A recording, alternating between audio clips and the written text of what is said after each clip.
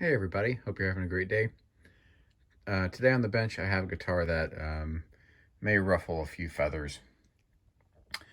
This is actually a Chinese copy or a counterfeit of a Rickenbacker 325 guitar. We'll talk about kind of the legalities of buying counterfeit guitars, the moral implications, I guess, of owning one. Um, But before then, we'll just kind of talk about what I want to do to this today. So I got this locally off of Facebook Marketplace. The guy was very upfront about it, which he should be. He said it is a counterfeit Rickenbacker that he got off a Chinese website, which is one of the popular places to get them. He had done a little bit of work on this guitar. Originally, these came with like a Bigsby ripoff type of tremolo. He was having tuning issues with this guitar, which I guess he attributed to the tremolo. So I think he took it off. He actually did a fairly decent job of disguising where the original mounting holes were. You can see them here. Can't. There's one over here, and there's back here. So he put on this hardtail style, which I think actually looks pretty good on this guitar. And he said I asked him how the playability was, and he said pretty good for a copy. You don't have to be a linguist to understand that means it doesn't play well, and it doesn't play well. I don't think he ever did any setup work on this, so we will see what we can do. We'll bring the bridge down a considerable amount and see if we can get it playable without too much buzz. The other thing about this is that the nut is pretty high. So looking at the first fret, you see there's a decent amount of give when I'm fretting at the third. Luckily, it is pretty consistent across all strings. So when it's consistently high across all strings, what I will typically do is take the nut off and sand it down across the entire thing. If some strings were good and some strings were high, then you have to file the individual nut slots. So you're only addressing the strings that are high. But if it's high across the board, we'll typically reduce the nut height overall. The biggest consideration for setting this guitar up is going to be string gauge. If you can't tell just from this video, this is the 325, which this guitar is a copy of, is a very small or a very short scale guitar. A typical Fender style guitar is 25.5-inch length. That's from the nut all the way down to the bridge. A typical Gibson is a little bit shorter. It's 24.75 of an inch. There are some guitars that Fender made, like the Duo Sonic in the 90s. That was a 22-inch scale, so that would be considered a very short scale. From what I can tell, the original 325 from Rickenbacker was a 20-inch scale, which is very short. For comparison, if you basically took a regular Fender 25.5-inch scale and started at the 5th fret, that's what this scale would be about similar to. So I can't put a 9-gauge string on this and get the standard tuning and get the tension that you would want. So the way to think about this is if I put 9s on it, 9-gauge string, like a 9 to a 46, and I put the regular amount of tension on, this would be an A, and then this would be an A as well, because like I said, it's about the 5th fret of a standard length or a standard scale Fender. So if you had that same amount of tension, this scale would start about an A. So to kind of counteract that, I've purchased some 11 gauge strings, which I'm going to try to put on here. That should be pretty good. Whenever moving around in gauge, you have to make sure that the string slots are wide enough that the string doesn't get bound up and pinched inside the slot, and it sits in there well. If it doesn't, as you're tuning, you'll hear it make a pinging sound as it's basically jumping through the slot like that. It's not a smooth tune at all. But yeah, this should be a good one. We'll talk about Rickenbacker history a little bit, which they probably deserve quite a bit more credit than they get for the early electric guitars and the early designs of other guitars. We'll try to get this set up. And then, we'll do some overview of the quality of a counterfeit guitar versus the real thing. So it should be a good one. Stick around.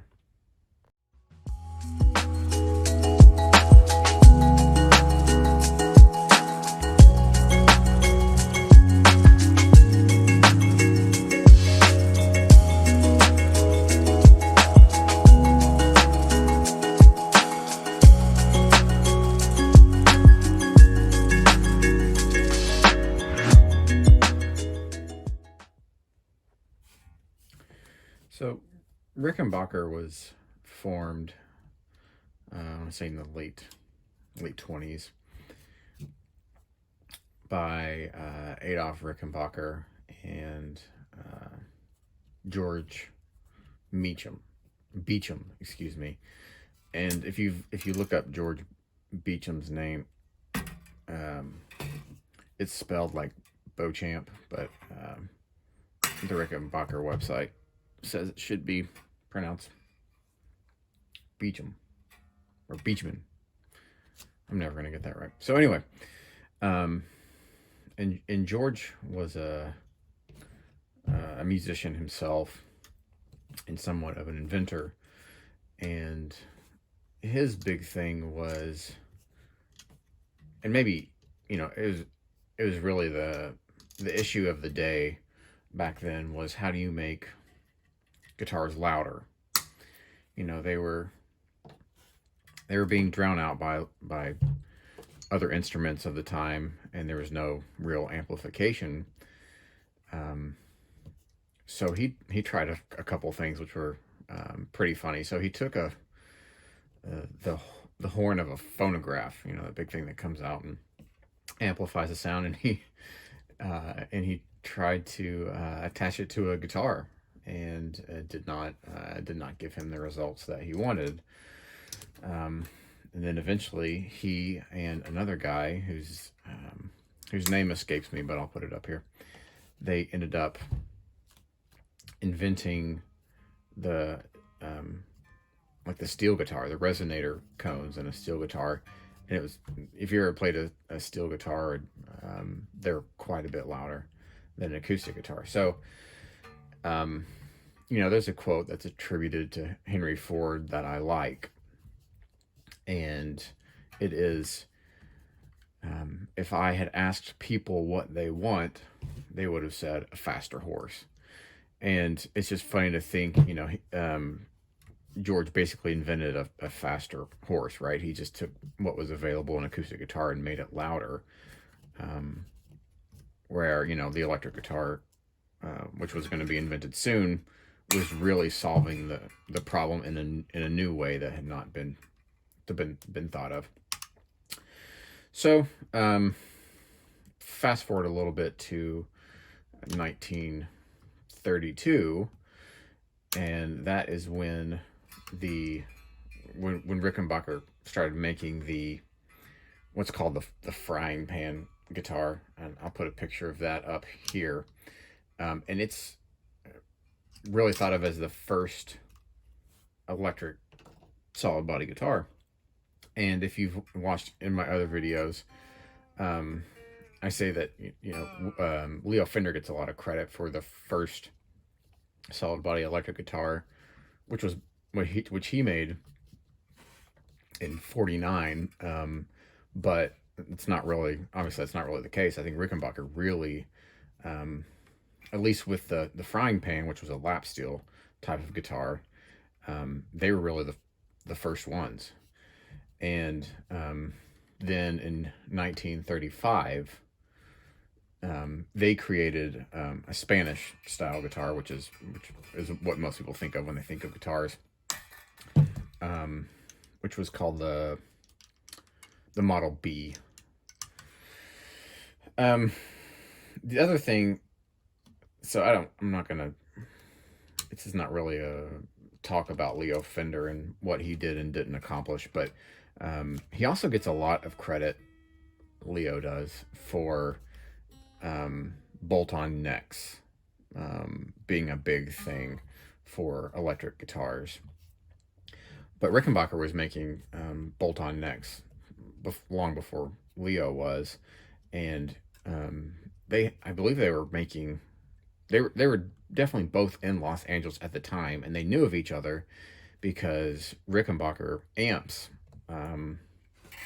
Leo was an amp tech first, an amp and a radio kind of repair guy first, and a lot of Rickenbacker stuff came through his shop for repair. So he was well aware of what Rickenbacker was doing, both in their amplification and in their guitars. And then, I guess one more note about electric guitars and who got there first and all that is Paul Bigsby was also in that area at the same time, and he and Leo and Les Paul, for that matter, knew each other quite well. They actually hung out, on the weekends, and they all talked about what they were pursuing and things like that. And I want to say a big time musician, but one of the bigger musicians of the time. I think his name was Merle Travis.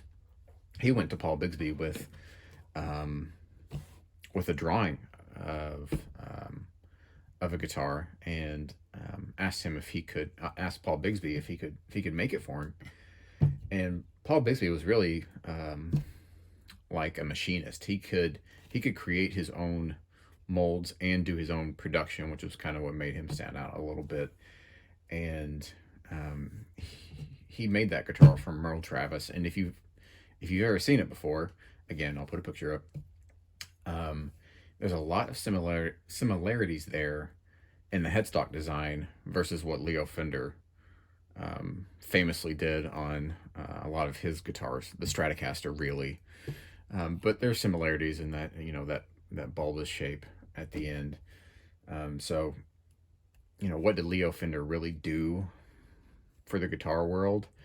He borrowed a lot of things from a lot of different places, but I think what he did was he made something that was accessible to a lot of people.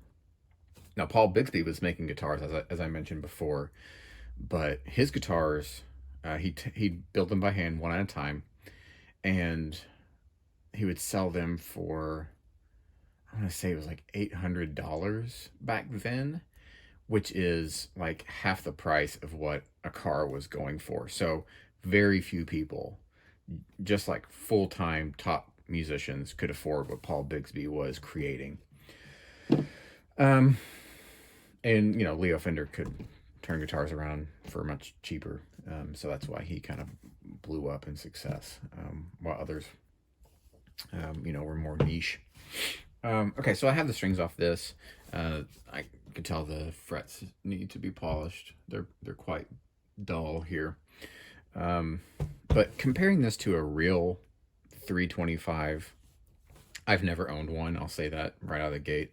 I've owned a 330 before, and I've looked online for what people were saying about these guitars and how you can identify a fake. The biggest giveaway is the tailpiece.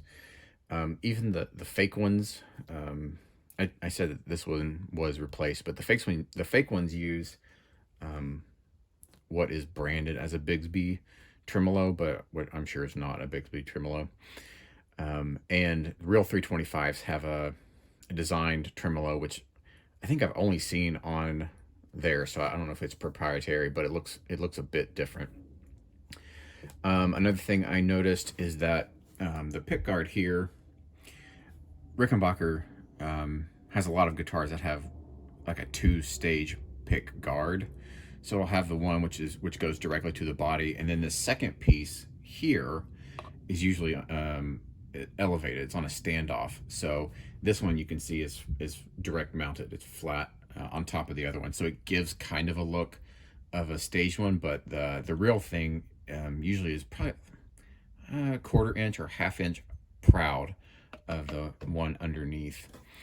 I did see some people early on saying that the easiest way to tell is that the fretboards are not finished, glossed.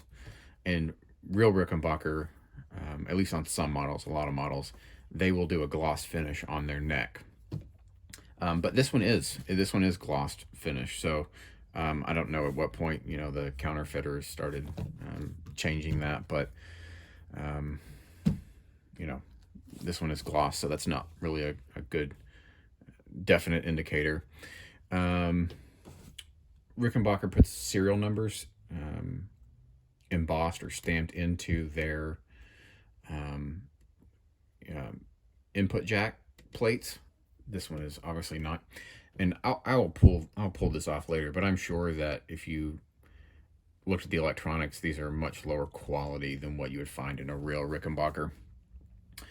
And then from what I could tell online, this heel joint here on this guitar is much wider. It's a lot, there's a much more open heel. I mean by this area from here to here than on a real one. I think a real one's probably about half that. It probably looks about like that. And then the tuning machines. These are unbranded, but they look to be Clouson style. Real ones should be Clouson. And they have the ones I've seen at least have the wider stripes here and here on the outsides. These are unbranded, and honestly they feel okay. They don't feel that bad, but be on the lookout. And of course the big thing is price. Unless someone's trying to scam you, these fake ones are going to be under $300 probably, and then the real ones are going to be about $2,800 to $3,200. So if it's too good to be true, probably is. I'm going to clean these frets up, and as I've mentioned on the channel before, if you have an unfinished neck like rosewood, ebony, a lot of times you don't have to tape off. You can clean the entire fretboard. But since this is a finish, this is a gloss, I'm going to treat it the same way I would a sealed neck, like a maple.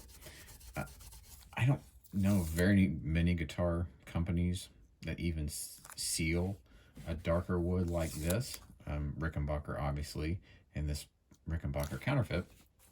So it's probably not something you're going to encounter all that often. These frets are cleaning up quite nicely. You can tell the difference between the ones that I've cleaned and then the ones about to be cleaned. A clean fret, not only does it just look better, but it will give a brighter tone, more string clarity when you play, and then beyond that, it makes it easier to bend the strings. And it will also, clean fret will sustain longer, so give you a little bit more of a ring out on that note. And that all makes sense. It's that string can move more freely on a polished fret than it would trying to vibrate on this this corrosion or this grime.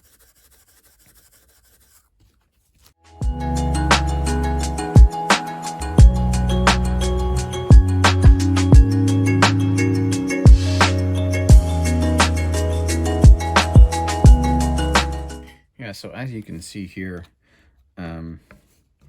there are a couple of things right off the bat that would indicate that this is not a real thing.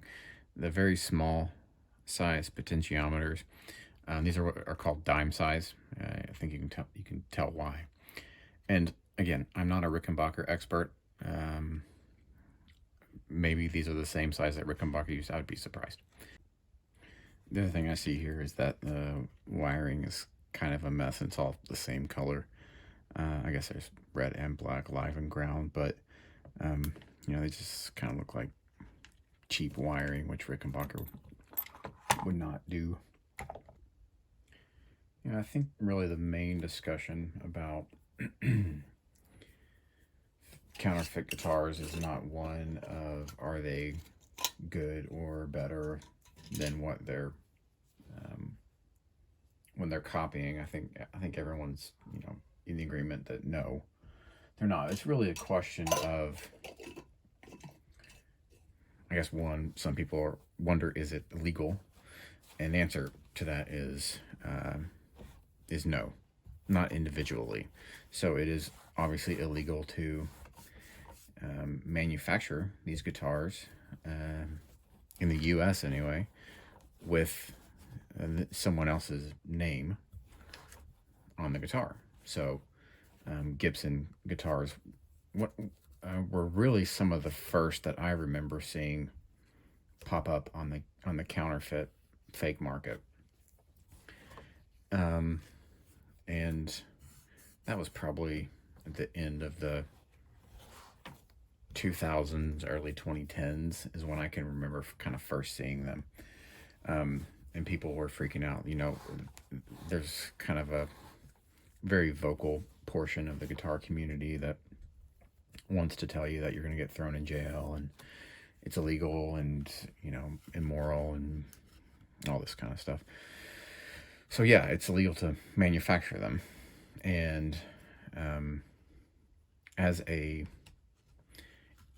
private buyer or a private seller, it is illegal to try to resell it as something it is not. So if I put this up for sale and I said authentic Rickenbacker 325, 100% real,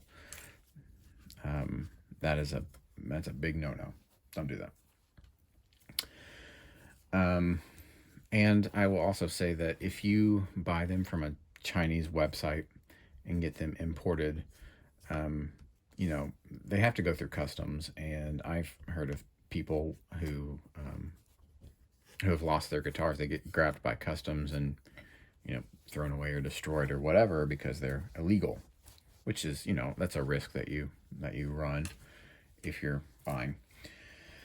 And then some people will say, buying counterfeits is driving these other guitars out of business. I don't know if that's personally true myself, but here's what I think. There's probably no one out there that is trying to decide between buying a $3,000 guitar and a $300 counterfeit guitar. So it's not like you're going to lose a customer. Gibson's not going to lose the sale of a $3,000 Les Paul Standard to a guy who is only willing to spend $300 on a lookalike. And maybe the counter argument to that is, well, he might not buy a Gibson, but he might buy an Epiphone Les Paul Standard, which is, I don't know what they're up to now, but you can find them used for $400 and whatever. And again, I would say, well, to that, I would say, if someone's buying an Epiphone Les Paul Standard and, rather than this, those guitars are made in China anyway, or Korea or whatever. So, 6 of one, half dozen of another, they're still getting money into the same country. I think really maybe the most dangerous population, I say dangerous kind of in quotations here, but is the people who buy these guitars thinking they're going to be as good as what they're counterfeiting. It's just never going to work. It's just not going to happen. Yes, there are there are good ones out there, and good counterfeits, I should say, that if you close your eyes, they probably are, similar enough. But what ends up happening, I think, a lot of times is that people buy them with the hope that they're going to be, Gibson quality or Rickenbacker quality or Fender quality. And they're not. So you end up spending a lot of money trying to upgrade it or get it to where, it's comparable in quality. So you're talking about spending hundreds of dollars in pickups. You're talking about spending money on hardware. Probably the biggest thing that people will spend money on is getting fret work done. Those guitars, they're turned out very quickly. The counterfeit ones, I should say, they're turned out very quickly. You're not going to find a place that spends a lot of time worrying about how the guitar plays, how the frets feel. That's how they make money, is they turn out things very quickly, very cheaply. So, if you're looking at a fret dress and a fret level, to have a pro do it, and that'll get you into a spot where it's going to feel like a really nice high-end instrument, you're probably looking at spending another $200. And then, new tuning machines, probably you're going to want it to stay in tune. Really nice ones are going to be, 70 to 100 and beyond. And then you want a nice, like a synthetic bone nut. If you want a one that's custom cut and built for you from a tech, it's probably another $80. So, you end up spending, you're not spending $3,000, but you're spending a lot of money investing in a guitar that it's never going to be the real thing. It's just never going to be the real thing. So, as long as you go into it with real expectations on what you're going to get out of it in the end, I don't really have an issue with people owning counterfeit guitars. I bought this one.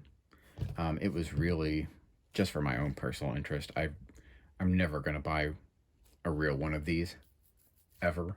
The scale length, I just would not play it. It's too small of a scale length. But I was interested in checking them out, making a video of the, comparison of real and fake. Maybe that will help someone identify a potential counterfeit that someone's trying to, scam somebody on. And, I also kind of like the challenge of getting this guitar, which the owner said, played good for a copy, which we know what that means, and trying to get it to play nice, see how it sounds. And eventually I will sell it, and I will be very clear of what this is, what it's not, and it's, that it is a fake through and through. And, I'll make sure at the end of the day I can feel good about turning around and selling this instrument to somebody. I think I'll end up with an instrument that plays pretty good. Probably sounds pretty good. And, it's fun to work on. Took off the pick guard. Truss rod cover. Let's take a look at the truss rod. And it's the Allen key style, which is not surprising. Seems to function well, which is great news. And this is probably another point where you can distinguish between a real and a fake. Again, I'll say it one more time, maybe even more later on, but I've never owned a 325. So I don't know if this follows the typical Rickenbacker design, where they have dual truss rods. They'll have two. The 330 I had, that was real, did have two. This one has a single. But again, I don't know if the 325 always had a single or not. just because I'm just not familiar with that design. So take that for what it's worth. All right, so I'm going to put on 11 to 50s to see how those feel with the scale. I took the cover plate off of the bridge, and let's kind of see how that goes. Now I can't remember which way it went. Let's try this and see how it feels. This style is the same as what Rickenbacker uses. I'm sure there's a large quality difference, but you know, it looks the part. So we'll see how it goes. I'll get this strung up, tune it up to standard, and then see how it feels from there. We'll adjust the truss rod, set the intonation, and definitely, I'm pointing to it, but you can't see it. At that point, we'll deal with the nut. We'll take it off, sand it down, put it back on, put the strings back on, and just continue to do that until it's in a good spot.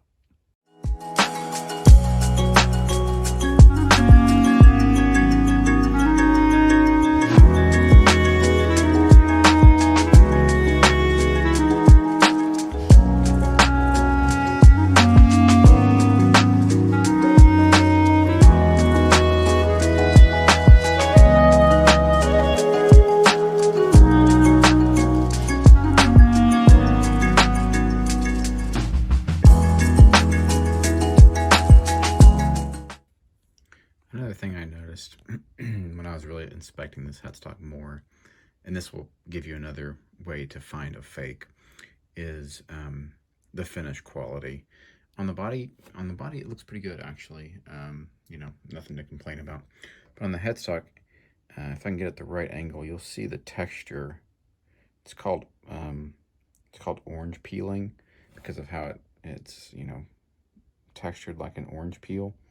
If you see it across the headstock up here, you see that texture, and it's underneath the clear, so you can't feel it, but in the right light you can see it. And an orange peel texture just means that you know, they didn't do a good job preparing the body or the neck to be finished correctly. So on a high quality instrument, that'll look just beautiful, very even, and you know, in all lights it'll look just, you know, it'll look really good. All right, so at this point I've strung it up and tuned it up to pitch one time. The strings will continue to stretch, which is fine, but there are a couple things that I noticed right away, which I'm thinking are good. So if you recall earlier in the video when I was taking the strings off, some of them I had to forcibly pull out of the nut slots, which means that the nut slots were too narrow for the string gauge that the previous owner was using.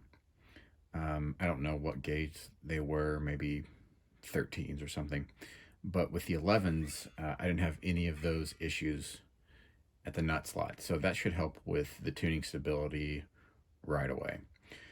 The other thing is that the tension feels pretty good. You know, it's kind of a balance when you're moving around in scales, what string gauge is going to give you the tension that you're looking for.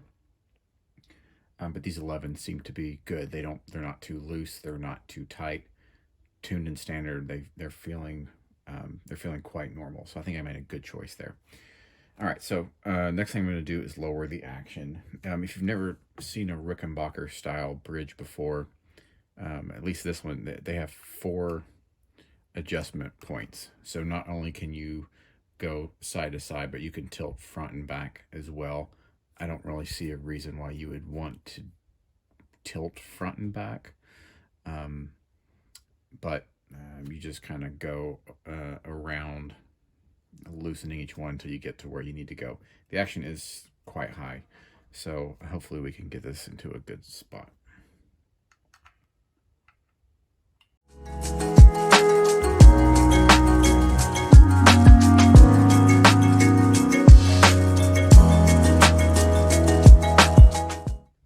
Alright, so I have lowered the bridge, and I'm actually very happy with how things are going. The strings are quite a bit lower. Oh, sorry. No buzz so far in the upper register. And the other thing that's really good about being able to lower the strings is that you're closer to the pickups. So these are body mount styles, and they're not adjustable as far as I know, which means that they're not going to move up and down. So if you want more volume out of them, you have to get the strings closer, and in this case it's via the bridge. So I'll continue to set this up, but you know, so far I think this is going to be a very playable guitar, which is great. So after I lowered the action, I tuned it back up again. Everything so far is really good, really good. There's also one thing I wanted to kind of mention. Like I said, when the guy sold me this guitar, he said it played good for a copy. Again, that's not obviously it didn't play good, which I was not surprised at. When you are getting into, or if you come across and want to buy a copy of, or a counterfeit, whatever you want to call it, you need to know, first of all, you're buying a guitar that's fairly inexpensive. So most guitars that are fairly inexpensive, right out of the box, need some setup work. And sometimes even expensive guitars will need some setup work. A counterfeit guitar they're not selling to you. They know that you're not buying it because of the quality. It's not like you decided, I'm going to buy the best guitar that's out there, and you ended up with a counterfeit. That's not what they're selling. They're selling a guitar that has the name of another brand on it. You're buying it for looks, curiosity, maybe, and hopefully not. Hopefully you're just buying it because you want something unique that you don't want to spend a lot of money for. But hopefully you're not buying it to try to fool people. To me, that feels like the worst reason to buy it. So they know you're not buying the quality, and because of that, they're not spending the time to set up their guitars. So the guy bought it, and he didn't know how to do any setup work. It came with very high action. It wasn't good, and he probably just said, "Oh well, you know, it's what a copy is." And the other thing I said is that sometimes high-end guitars don't play that well right out of the box or either. And the reason for that is companies don't want your first impression of a guitar to be that it buzzes. So they will set up their guitars, especially ones that are out on a showroom floor in a store, to have higher action than what is possible. They would rather the action be a little bit higher than you to pick up a guitar with very low action that has, you know, maybe the neck needs an adjustment because of weather changes, but you pick it up and you play it and it buzzes. They know you would immediately put that guitar down and you'd pick up the next one. So that's why even high-end guitar companies. But, you know, the difference between good neck work and bad neck work is guitar that has fretwork that is really good can be set up to play very low. A guitar that doesn't, can't. Alright, so I have taken off the nut and prepared the surface here to make sure it's level. And then I'm just going to, you know, sand this down, and then just check very frequently just to see how the height is overall. Don't go too fast. Otherwise, if you overshoot it, you can shim it, I guess. But you know, if you're doing a work for, you know, someone professionally, you at that point would just probably just make a new nut.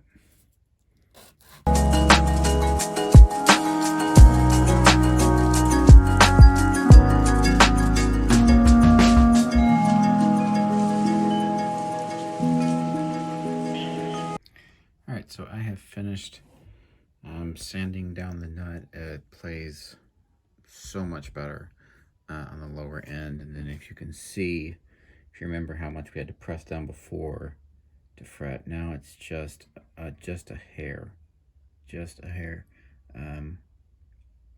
So it feels a lot better. There's no buzzing here, and it plays more in tune with chords on this end.